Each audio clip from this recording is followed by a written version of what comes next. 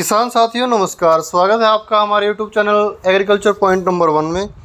किसान साथियों, आज हम बात करेंगे धान की फसल में बालियां निकलने के बाद उसकी देखभाल कैसे करनी चाहिए, धान की फसल में क्या क्या डालना चाहिए जिससे आपकी फसल ख़राब होने से बची रहे। इसके लिए NPK, फंगिसाइड या कौन कौन से इंसेक्टिसाइड का प्रयोग करना चाहिए और कितनी मात्रा में प्रयोग करना चाहिए।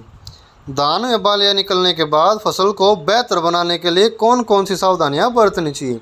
किसान साथियों, इस समय धान की अगेती वैरायटियों में बालियां निकल चुकी हैं, कुछ में बालियां निकल रही हैं और ज़्यादा समय वाली वैरायटियों में ज़्यादातर गोभ की अवस्था में है या बालियां 2 या 3 दिन में निकलने वाली हैं।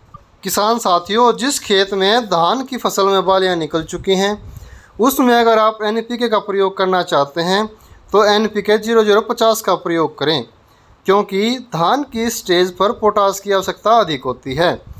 इस समय इसका प्रयोग करने से आपको रिजल्ट अच्छे प्राप्त होंगे। लेकिन अगर आपकी फसल गोभ की अवस्था में है तो NPK 05234 का प्रयोग करें। अब बात करते हैं किसान साथियों फंगिसाइड की, कि इस समय आपको कौन से फंगिसाइड का प्रयोग करना चाहिए। ये ऐसा फंगिसाइड है किसान साथियों, इसे आप धान की फसल को पकने तक प्रयोग कर सकते हैं। यह आपकी धान की फसल में लगने वाले रोग, शीत ब्लाइट, ब्लास्ट, हल्दी रोग, कोई भी ऐसा रोग है या उसके लक्षण दिखाई दे रहे हैं तो आपको इस फंगिसाइड का प्रयोग करना है।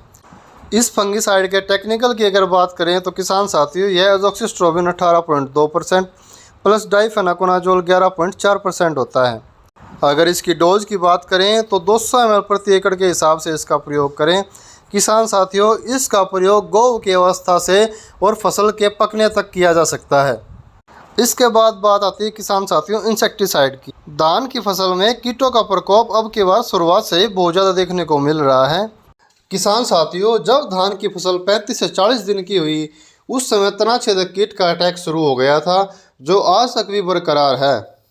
उसके बाद जब फसल 40 से 50 दिन की हुई उस समय बारिश न होने के कारण, मौसम में ज़्यादा गर्मी होने के कारण या यूँ कहें कि तापमान बढ़ने के कारण पत्ता लपेट का बहुत ही भयंकर अटैक देखने को मिला। लेकिन किसान साथियों, जब धान की फसल में बालियां निकल रही हों इस समय भी गोभ की सुंडी और पत्ता लपेट हर रोज़ तेज़ी से फैल रही है। खेत में अगर हम अंदर जाकर देखें तो 15 से 20% तक नुकसान हमें देखने को मिल रहा है। इसलिए किसान साथियों, पत्ता लपेट और गोभ की सुंडी से बचने के लिए एक एम्पन के नाम से कीटनाशक आता है जो बेस्ट एग्रो लाइफ कंपनी का है। इसका प्रयोग 100 ml प्रति एकड़ के हिसाब से करें। इस कीटनाशक का प्रयोग करने से किसान साथियों, गोभ की सुंडी और पत्ता लपेट से छुटकारा मिल जाता है। ये बहुत ही कारगर कीटनाशक है। किसान साथियों, इन सभी कीटनाशक, फंगिसाइड और NPK का प्रयोग आप कर रहे हैं तो इनका माप या यूँ कहें कि उचित मात्रा में इनका प्रयोग करें और घोल को तैयार करते समय कुछ सावधानियां जरूर बरतें। सभी का घोल अलग अलग तैयार करें। किसान साथियों, कीटनाशक के साथ और फंगिसाइड के साथ NPK का प्रयोग जरूर कर सकते हैं, लेकिन इसके रिजल्ट थोड़े हमें कम मिलते हैं। लेकिन ऐसा बिल्कुल नहीं है कि हमें इसके रिजल्ट नहीं प्राप्त होते। ये भ्रम फैलाया जाता है कि कीटनाशक और फंगिसाइड के साथ NPK का प्रयोग नहीं करना चाहिए। किसान साथियों, इसके रिजल्ट में थोड़ी कमी आ सकती है, लेकिन इसके रिजल्ट ज़रूर मिलते हैं। किसान साथियों, आप अपनी धान की फसल को ध्यान से देखें, उसमें कोई बीमारी तो नहीं है। पौधे को झुकाकर और पौधे को खोलकर ध्यान से देखें। ऐसा करके ही आप किसी बीमारी या रोग के लक्षणों का पता कर पाएंगे।